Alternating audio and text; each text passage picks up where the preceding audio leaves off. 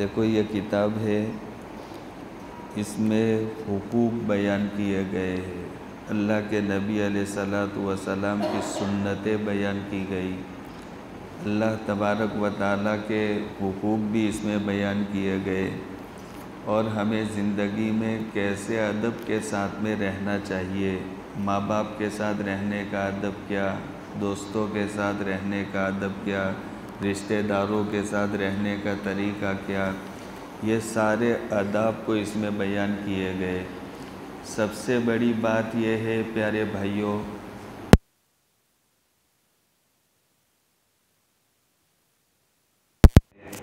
ہمیں پیدا کیا اس نے، ہمیں روزی دی، آج تک ہمیں پالا پوسا، پالتا ہے، پالتا رہے گا۔ اسی اللہ نے ہمیں آنکھیں دی، ہمیں کان دیے، ہمیں زبان دی، اور ہمیں سب کچھ دیا اس اللہ نے۔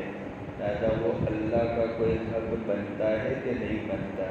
ایک بات ہے، جب ہمارے باپ والد صاحب یہ ہمارے اوپر احسان کرتے ہیں تو وہ احسان کے بدلے میں ہم والد صاحب کی خدمت کرتے، ان کا کہاں مانتے کہ میرے ابا ہے، میرے والد ہے۔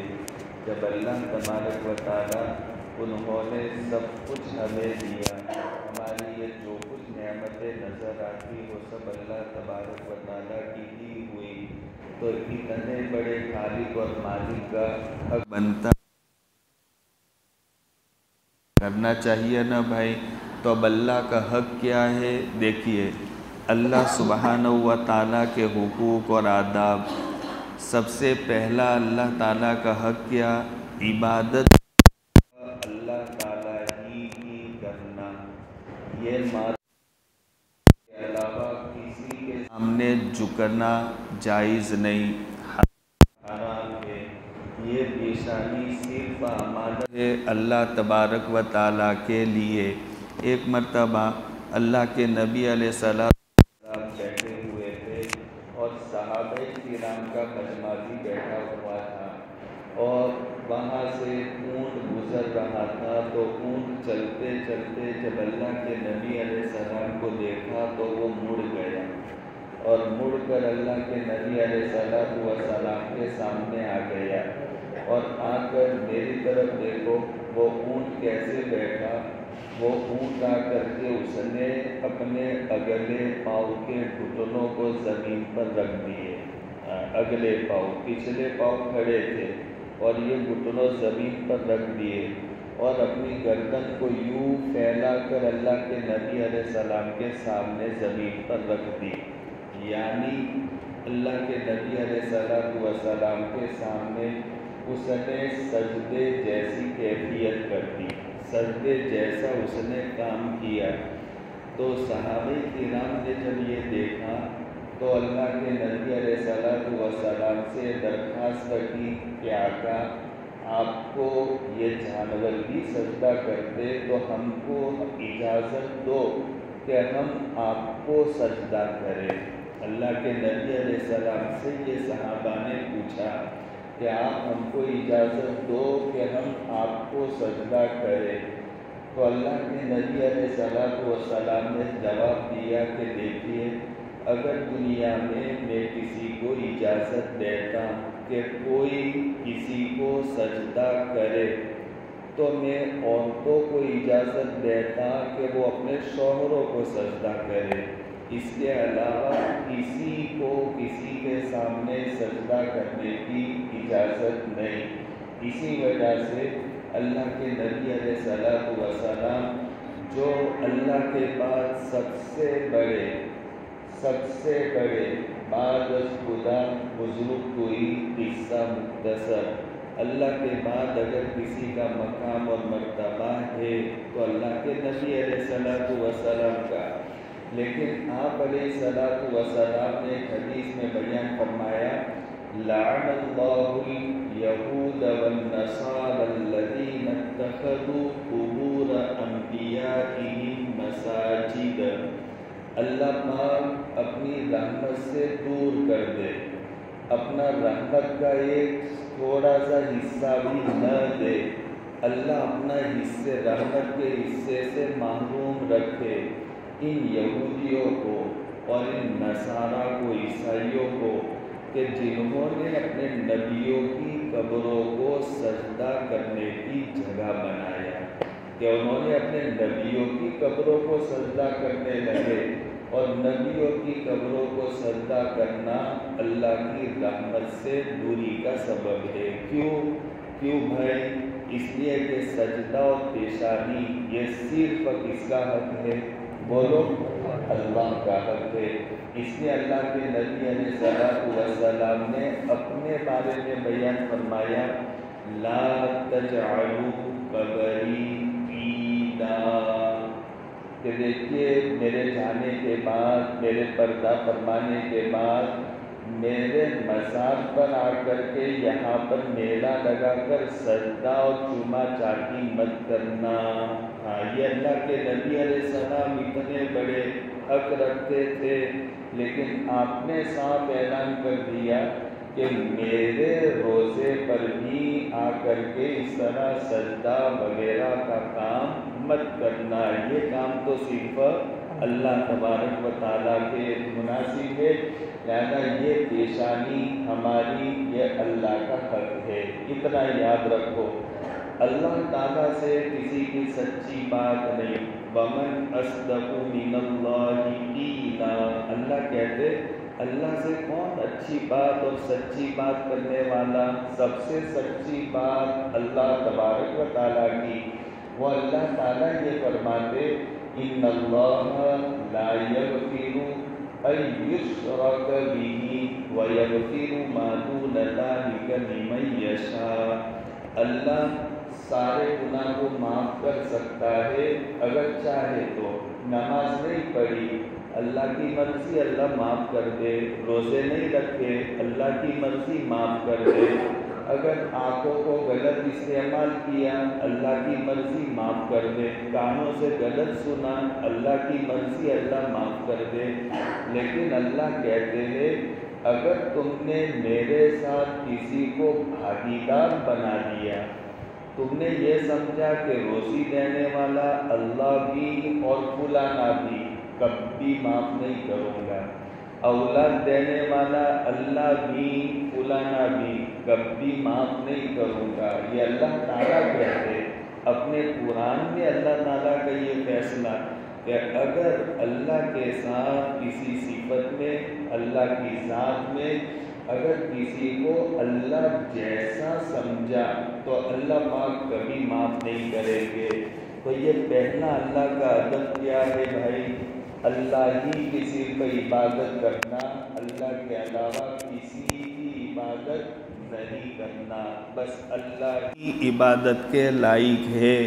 اللہ کے علاوہ کوئی ایسی ذات نہیں جس کی عبادت کی جائے، جس کی بندگی کی جائے۔ سب مخلوق ہے اور مخلوق محتاج ہے، اور محتاج کو پوجا نہیں جاتا، ایسے کو پوجا جاتا، ایسے کی بندگی کی جاتی، ایسے کی عبادت کی جاتی جو کسی کا محتاج نہ ہو۔ ایسے میں بیٹھا ہوں نا، ایسے بیٹھے بیٹھے ایک مولوی صاحب بیان کر رہے تھے، اور سورہ اخلاص قل هو اللہ احد اس کو بیان کر رہے تھے امت کے سامنے، لوگوں کے سامنے، اس کا مطلب۔ تو پھر یہ آیت کا ترجمہ انہوں نے کہا اللہ الصمد، اللہ بے نیاز ہے۔ ہاں، اللہ بے نیاز ہے، یعنی اللہ کسی کا محتاج نہیں۔ سننا بات، اللہ کسی کا محتاج نہیں۔ یہ مولوی صاحب نے اتنی بات کہی تو وہاں سے ایک پنڈت جی گزر رہے تھے جو مسلمان نہیں تھے، لیکن انہوں نے قرآن اور اس کی تفسیر کا مطالعہ کیا تھا۔ وہ کھڑے رہے اور کھڑے رہ کر کے کہنے لگے وہ بیان کرنے والے عالم صاحب سے کہ عالم صاحب، مولانا صاحب، آپ نے اس کا صحیح ترجمہ نہیں کیا، اللہ الصمد کا صحیح میننگ اور مطلب بیان نہیں کیا۔ بولو پنڈت جی کیا مطلب ہے؟ تو وہ بولے اللہ الصمد کا مطلب وہ اللہ جو کسی کا محتاج نہیں اور ساری مخلوق اس کی محتاج ہے۔ یہ پورا ترجمہ، جو کسی کا محتاج نہیں اور ساری مخلوق اس کی محتاج ہے۔ یہ ساری بلڈنگیں جو نظر آتی، یہ سارا کارخانہ، یہ کاغذ کی پتی کی طرح ہے میرے اللہ کے سامنے۔ زمین میں اللہ پاک نے نسیں بنائی ہے، رگیں بنائی ہے، زمین میں رگیں بنائی۔ جیسے ہماری باڈی میں بہت ساری نسیں رگیں ہیں، تو ایسی زمین میں اللہ پاک نے رگیں فٹ کی، اور ایک رگ اور ایک نس پر اللہ نے ایک فرشتہ مسلط کیا، وہ یوں پکڑ کر بیٹھا ہے۔ اللہ کا حکم آتا، اللہ کہتے کہ چلو یہ رگ کو کھینچو، تو پتنگ کی ڈوری جیسے ہم کھینچتے ہیں نا، تو وہ ڈوری کھینچے تو وہ پتنگ کو جیسے ہلانا ہو ویسے ہلتی۔ تو اللہ کہتے ہیں یہ رسی کھینچو، یہ زمین کی رگ، تو وہ فرشتہ بیٹھا بیٹھا یوں جھٹکے دیتا، جس سے بلڈنگ کی بلڈنگ کے زمین پھٹتی اور زمین میں دھس جاتی ہے، بلڈنگ کی بلڈنگ ہے۔ یہ اللہ قدرت والا ہے، اتنی بڑی بلڈنگ ہے، یہ آسمان، یہ زمین کاغذ کی پتی کی طرح ہے۔ اتنے بڑی قدرت والے اللہ کو چھوڑ کر کس سے امید لگائے؟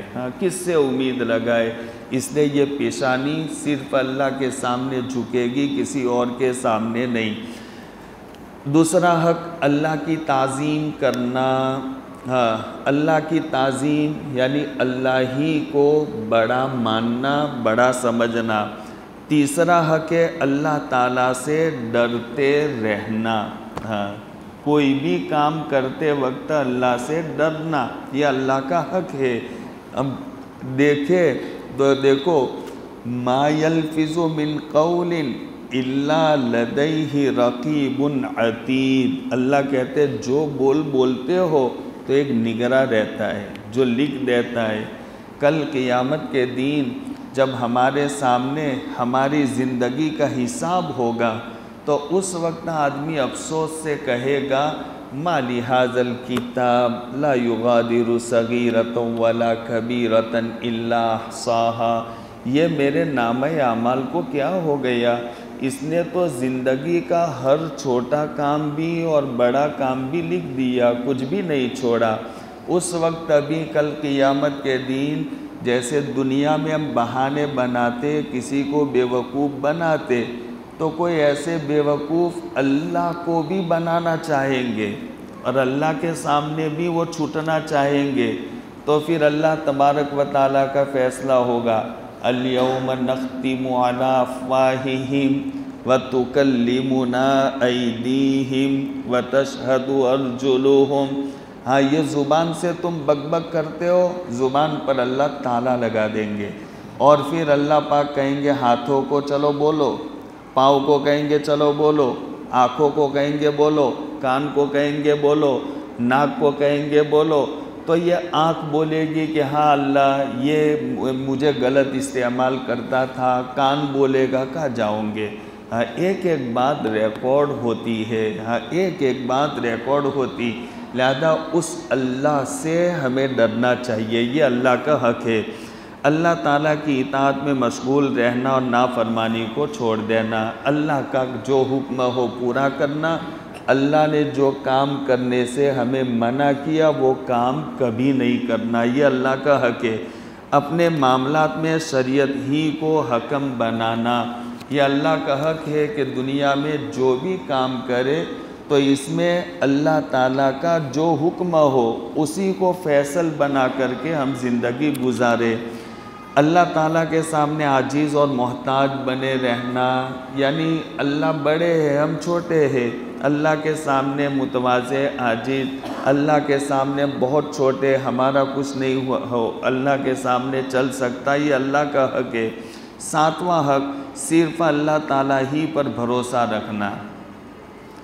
بس اس کے بعد میں دوسرے حق کل بیان کروں گا۔ حضرت علی رضی اللہ تعالیٰ عنہ جو اللہ کے نبی علیہ السلام کے چچا کے لڑکے تھے اور آپ کے داماد بھی تھے، جمائی تھے، اللہ کے نبی علیہ السلام کے داماد بھی تھے۔ حضرت علی رضی اللہ تعالیٰ عنہ جب وہ گورنر، وہ خلیفہ بنے، تو ایک مرتبہ مسجد میں نماز پڑھ رہے تھے، تو پھر کچھ لوگوں نے دیکھا کہ حضرت علی پر خطرہ ہے، تو انہوں نے ان کی حفاظت کے لیے کچھ نظم کر لیا اور وہ کھڑے ہو گئے کہ حضرت علی کو پر کوئی حملہ نہ کرے۔ ان کو پتہ نہیں حضرت علی کو، نماز پڑھ کے نکلے تو پھر پوچھا کہ آپ لوگ کیوں جمع ہو، کیوں یہاں کھڑے؟ تو کہا کہ حضرت ہم یہاں اس لیے کھڑے تاکہ آپ کی حفاظت کرے، کوئی آپ پر حملہ نہ کر سکے۔ تو حضرت علی رضی اللہ تعالیٰ عنہ نے کہا دیکھو کوئی بھی مجھے نقصان نہیں پہنچ سکتا جب تک کہ مجھے نقصان پہنچنے کا فیصلہ پہلے آسمانوں پر نہ ہو جائے۔ آسمانوں پر اگر فیصلہ ہوگا تو میرے لیے کوئی دنیا میں خراب ہو سکتا، آسمان میں اگر فیصلہ نہیں تو دنیا کی کوئی طاقت میرا بگاڑ نہیں سکتی۔ یہ بھروسہ کرنا اللہ تبارک و تعالیٰ پر ایسا کہ اگر میرا اللہ چاہے گا تو وہ ہوگا، اللہ اگر نہ چاہے تو دنیا کی طاقت مل کر میرا کوئی نقصان نہیں کر سکتی۔ یہ اللہ تبارک و تعالیٰ کا حق ہے۔ بس اللہ پاک ہمارے یہ بیٹھنے کو قبول فرمائے۔ بس ایسے ہی بھائیوں بیٹھتے رہو 15 منٹ، دین کی بات کان میں پڑتی ہے تو کبھی بہت بڑا فائدہ اس کا ہو جاتا۔ عصر کے بعد 15 منٹ، ظہر کے بعد ایسے 15-20 منٹ اپنے بات ہوگی مجلس، اور عشاء کے بعد پھر جو وقت طے ہوگا اس میں بات ہوگی۔ اپنے آپ کو ایسی مجلسوں میں بٹھاؤ، ایمان تازہ ہو جاتا ہے، اس سے اللہ کی محبت ملتی، اللہ کے رسول علیہ السلام کی محبت ملتی۔ سبحان اللہ بحمدہ، سبحان اللہ۔